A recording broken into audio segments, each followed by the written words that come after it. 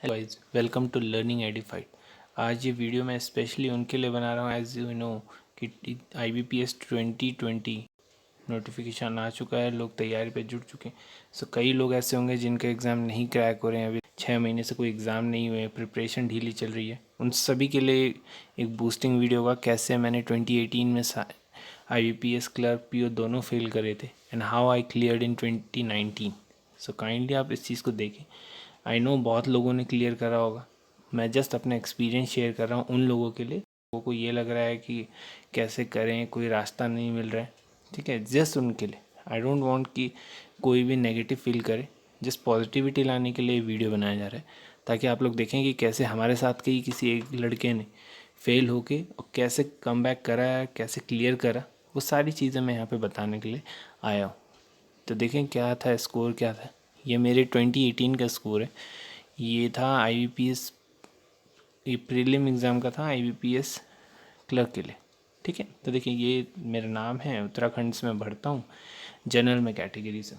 कुछ भी मैंने हाइड नहीं करा है, लोग हाइड करते हैं, मुझे तो नहीं पता किस वजह से करते हैं। अगर आप लोगों को पता हो तो प्लीज़ बताना। तो एक्चुअली में 2018 का एग्ज़ाम है, तो आई डोंट थिंक कि इससे कुछ फ़र्क पड़ेगा। मुझे नहीं पता, अगर आप लोगों में से किसी को पता है तो प्लीज़ बताना। ठीक है, ये मार्क्स थे।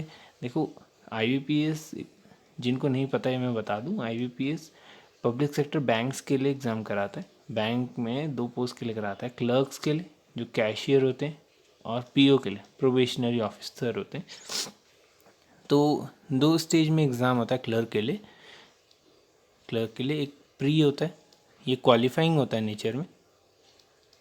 ये क्वालिफाइंग होता है, मेंस डिसाइड करता है कि आपको कौन सा बैंक मिलेगा, कैसे मिलेगा। सेम विथ PO में 3 स्टेज होते हैं। प्रीलिम होता है, ये क्वालिफाइंग होता है नेचर में, 100 मार्क्स के होते हैं दोनों, ये भी और ये भी 100 मार्क्स। ये सेक्शनल डिवीज़न ये रहा, ये ठीक है। और मेंस होता है, ज़्यादा डेप्थ में नहीं जाऊँगा कि मेंस कितने मार्क्स का है। यहाँ पे PO में इंटरव्यू एक एक्स्ट्रा होता है, ये ध्यान दें। तो ये तीनों चीज़ों से मिलके आपको आप प्रोबेशनरी ऑफिसर बनते हैं। ये जो मेरे मार्क्स हैं, ये 2018 क्लर्क के मार्क्स हैं। क्लर्क के प्रीलिम में मैंने क्या स्कोर करा था, देखिए इंग्लिश था, 30 मार्क्स का होता है, 30 क्वेश्चन आते हैं, एक एक मार्क्स के हर क्वेश्चन है, 100 मार्क्स 100 क्वेश्चन। 1 घंटा मिलता है आपको, 1 आवर, और सेक्शनल टाइमिंग मिलती है 20 मिनट की, तीनों में। ये ध्यान दें। तो जो दे रहे हैं एग्ज़ाम उन्हें तो ये बात पता होगी, जिन्होंने नहीं दिया उनको ये बात मैं एक बार कंफर्म कर देता हूँ। देखिए मार्क्स है 30 में से मेरे 23 मार्क्स थे। सॉरी, मुझे अटैम्प्ट्स नहीं याद है इस टाइम के, क्योंकि ये मैंने बिल्कुल बिना तैयारी के दिया था। मैं इस टाइम बिल्कुल सीरियस नहीं था, जस्ट गया था, थोड़ा बहुत घर से पढ़ा हुआ था और दे दिया था। न्यूमेरिकल एबिलिटी में मेरे 20 मार्क्स थे, बहुत कम है आई नो। रीजनिंग में मेरे 17, ये तो बहुत ही बेकार थे। तो 62.25 मेरे नंबर आए थे, 73.50 इस साल कट ऑफ गई थी, तो ऑब्वियसली मैं बाहर हो गया था। ठीक है, और इसी बार IBPS PO भी दिया था। ये 2 एग्ज़ाम दिए थे मैंने 2018 में, जब मैंने स्टार्ट करा था। जस्ट मुझे पता लगा था कि बैंक में इस टाइम पोस्ट आई है तो दे देते हैं। यही मैं संदीप बडोला, जनरल कैटेगरी से हूँ। यहाँ पे भी सेम था, फॉर्मेट सेम है, 100 मार्क्स 100 क्वेश्चन। 30 में से मेरे 21 आए थे। इंग्लिश ऑब्वियसली ओके है मेरी, मैं KV से पढ़ा हुआ, तो कोई भी ये ना सोचे कि कॉन्वेंट से पढ़ा होगा कुछ होगा इसलिए इंग्लिश में मार्क्स आते हैं। KV से पढ़ा हूँ, नॉर्मल अच्छा लगता है इंग्लिश, बस इससे ज़्यादा कुछ नहीं है। रीजनिंग एबिलिटी ये देख लो, 35 का होता है, मेरे 15 बहुत ही बेकार मार्क्स हैं। 35 में से 15 ऑब्वियसली।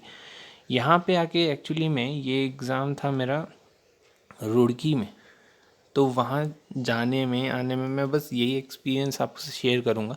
कभी भी एग्ज़ाम आपका दूर हो तो आप लोग एक तो अच्छा घर से खा पी के जाएं, अच्छे से जाएं, वहाँ के रेस्टोरेंट के भरोसे ना रहें। यहाँ पे हुआ ये था कि मैं घर से नहीं खा के गया था और वहाँ के भरोसे गया था, वहाँ बहुत ही बेकार खाना मिला था, मेरा हेडेक शुरू हो गया था।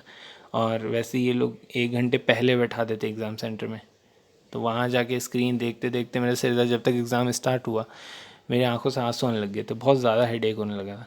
तो ये एग्ज़ाम बस मैंने जैसे तैसे ख़त्म किया था। पर जब मैंने स्कोर देखा तो मैं बहुत अच्छा लगा मुझे कि यार मैंने इतनी बेकार कंडीशन में एग्ज़ाम दिया, फिर भी मैं कट ऑफ के इतने पास था। तो ये चीज़ काफ़ी मोटिवेटिंग थी मेरे लिए कि अगर मैं थोड़ा भी अच्छे से तैयार होके जाता, पढ़ कर जाता, तो काफ़ी मैं इसको क्लियर कर सकता था। तो यहाँ से जो वो पावर आई, फिर मैंने 2019 से तैयारी शुरू करी। Then when it comes to कि हाउ आई प्रिपेयर्ड, तो देखो सिंपल सा है। मैथमेटिक्स में आपको देखो एक सब्जेक्ट तो अपना बहुत अच्छा रखना पड़ेगा, 3 है ना, मैथ्स, इंग्लिश, रीजनिंग। इंग्लिश बहुत लोगों के लिए वीक पॉइंट होता है, आई नो। रीजनिंग लगभग सभी कर लेते हैं, क्वांट में थोड़ा थोड़ा सब डगमगा जाते हैं, क्योंकि सिंप्लीफिकेशन वगैरह सब कर लेते हैं, अर्थमेटिक आते आते सब अटकने लग जाते हैं। देखो एक सेक्शन तो बहुत अच्छा रखो, बहुत अच्छा इन द सेंस कि आप अगर 30+ इस पे ला पाएँ तो बहुत बढ़िया बात है, और बाकी तो एटलीस्ट एवरेज, अबव एवरेज रखो, ठीक है। बस यही चाहिए, इससे ज़्यादा कुछ नहीं चाहिए। क्वालिफाइंग है नेचर में, ये मार्क्स ना मेंस में जुड़ते हैं ना इंटरव्यू में, कहीं नहीं। आपको बस इस भीड़ से अलग होना है। आपको 56.75 वाली भीड़ से अलग होना था, मैं नहीं हो पाया था। देखिए नेक्स्ट ईयर क्या हुआ। ये है 2019 IBPS क्लर्क में है, ये मेरा कुआं वाला सेंटर पड़ा था, ठीक है। और मॉर्निंग शिफ्ट थी, फर्स्ट शिफ्ट थी मेरी, जो पहला दिन पहली शिफ्ट। तो काफ़ी केओस था कि क्या होगा, कैसी शिफ्ट आएगी। तो मैं तो चले गया था एक्चुअली। मैं इस टाइम 2019 में मैंने अच्छी प्रिपरेशन करी थी, मैं दिन के 3-3 मार्क्स दे रहा था, अच्छी खासी स्पीड मैंने अटेन कर ली थी। यहाँ पे मैं अपने अटैम्प्ट बता सकता हूँ, यहाँ मुझे शायद याद है 30 अटैम्प्ट्स मेरे इंग्लिश में थे, न्यूमेरिक एबिलिटी में मेरे 30 थे, और यहाँ मेरे 35 थे। तो ये आप मार्क्स देख लो उस हिसाब से, 31 इसमें आए हैं, ये इसमें आए हैं, और ये नॉर्मलाइजेशन भी होगा ऑब्वियसली। 95 मैंने टोटल अटैम्प्ट करे थे और मेरे मार्क्स आए 80। तो मुझे उम्मीद ज़्यादा की थी, क्योंकि मेरे पर्सनल बेस्ट जब मैं मॉक दे रहा था तो अच्छे नंबर आ रहे थे, तो मुझे लग रहा था कि अच्छे नंबर आने चाहिए, पर नहीं है। पर मेन फैक्टर ये था कि 76 से थोड़े से ऊपर थे और क्लियर हो गया, क्योंकि यहाँ जनरल के लिए सीट शायद 80 थी। तो उस हिसाब से मेरे लिए बड़ा अच्छा था कि मैंने प्रेशर में भरा था, क्योंकि सब ने मुझे कहा था कि दिल्ली से भरो, यहाँ से भरो, बाहर से भरो। तो मुझे था कि अपने आप को चैलेंज करके देखते हैं, क्यों नहीं मैं यहाँ से करूँ, क्यों मैं दिल्ली जाऊँ, क्यों मैं कहीं बाहर जाऊँ, अपने स्टेट से भर के देखते हैं। तो इसलिए मैंने बस इसलिए भरा था, वरना मैं अगर बाहर से भी भरता तो मेरे मेंस में इस बार 94 मार्क्स थे इस वाले में, ये मैं आपको बता दूं। IPS क्लर्क मेंस में सेक्शनल सारी कट ऑफ क्लियर थी, मेंस में मेरे 94 मार्क्स थे। तो अगर मैंने यूपी वगैरह से भरा होता तो ऑब्वियसली मैं सेलेक्ट हो चुका होता अभी तक। पर यहाँ उत्तराखंड की कट ऑफ 98 थी, तो मैं नहीं हो पाया इस बार। तो देखते हैं IBPS PO में क्या रहा था।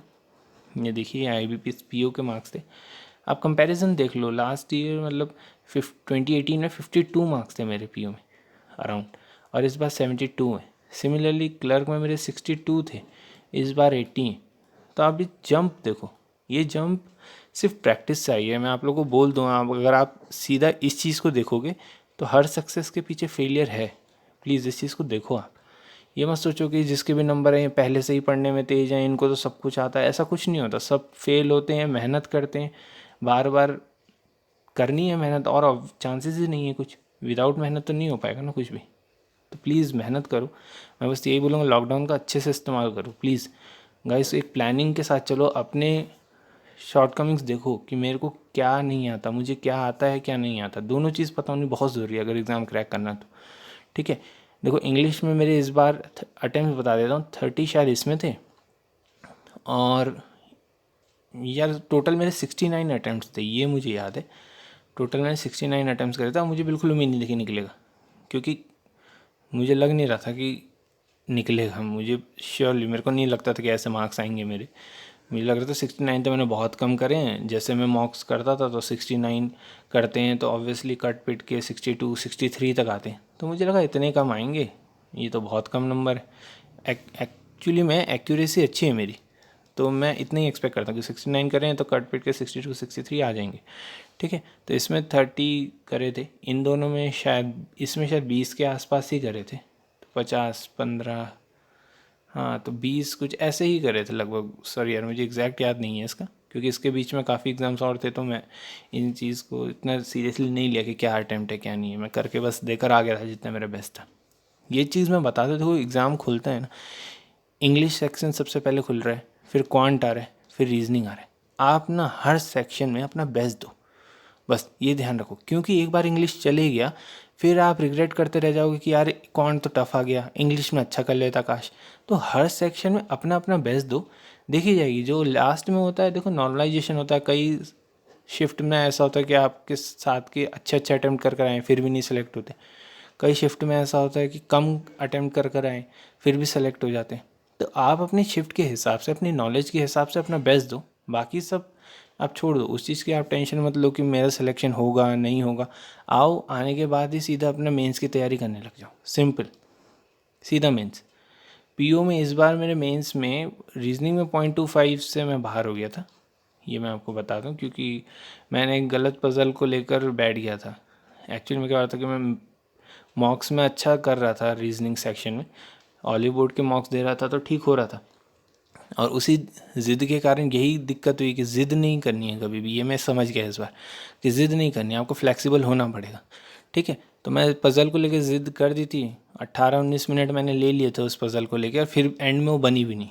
तो उस चक्कर में मेरा सेक्शन बहुत ख़राब हो गया था। और उसका अब देखो वही है ना कि चेन रिएक्शन है, वो ख़राब होता है तो अगले सेक्शन पे स्ट्रेस आता है, फिर ऐसे ऐसे ऐसे करके जो भी है। फिर भी मैंने पता नहीं कुछ मार्क्स थे क्वांट में मेरे 13.25 थे मेंस में। रीजनिंग में बहुत ये मेरी कमी थी कि मैं रीजनिंग नहीं पढ़ के गया था, बहुत सॉरी रीजनिंग कह रहा हूँ मैं। यहाँ पे मैं बता दूँ क्वांट में मेरे 13.25 थे, और जीएस में मेरे बहुत कम नंबर थे, 11 पॉइंट समथिंग कुछ मार्क्स थे। तो मैं जीके नहीं पढ़ के गया था। प्लीज़ जीके पे अच्छा फोकस करो, बहुत मेहनत बचा लेती है हमारी, ठीक है। और रीजनिंग में 7 पॉइंट समथिंग नंबर थे, इंग्लिश में 21-22 कुछ नंबर थे। तो यही सब मेरे मार्क्स थे। बाकी ये जब तक ये चीज़ें क्वालिफाई नहीं होती हैं तब आपके टाइपिंग के नंबर भी नहीं बताते हैं, जो डिस्क्रिप्टिव आपने लिखा था। अगर आपके सेक्शनल कट ऑफ क्लियर नहीं है तो वो नंबर नहीं बताते। तो इसलिए वो मुझे नहीं पता चल पाया। वो एक्चुअली में ठीक गया था मेरा, इतना बेकार नहीं गया था, ठीक ठाक लिखा था, मैं प्रैक्टिस करके गया हुआ था। तो बस मैं आप लोगों को यही बोलना चाहूँगा कि आप लोग तैयारी करते रहो, अच्छे से पढ़ते रहो। इस टाइम बहुत केओस है कि सीट्स आएंगी नहीं आएंगी। देखो ऑफ कोर्स पैंडेमिक के कारण सीट्स कम हुई हैं, इस बार एसबीआई पीओ भी नहीं आया, पर वो नेक्स्ट ईयर आएगा। तो आप लोग देखो एक्सपीरियंस के तौर पे लेते चलो, सीखते चलो अपनी गलतियों से। नहीं हो रहा है क्लियर, कोई बात नहीं, देखो पिछली बार से एटलीस्ट ऊपर परफॉर्म करो ना।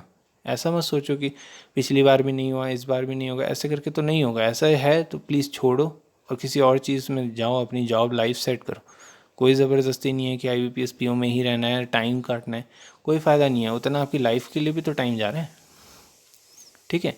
तो अगर आपको इससे रिगार्डिंग कोई भी अगर हेल्प चाहिए प्लीज़ आप मुझे इंस्टाग्राम पे मैसेज करो, ठीक है। नीचे मैंने लिंक दे रखा है प्रोफाइल, ये चैनल में मैं वीडियो बना बना के डालूंगा छोटी छोटी जो भी होगी, एजुकेशनल पर्पज़ से ही ये मैंने चैनल खोला है, ठीक है।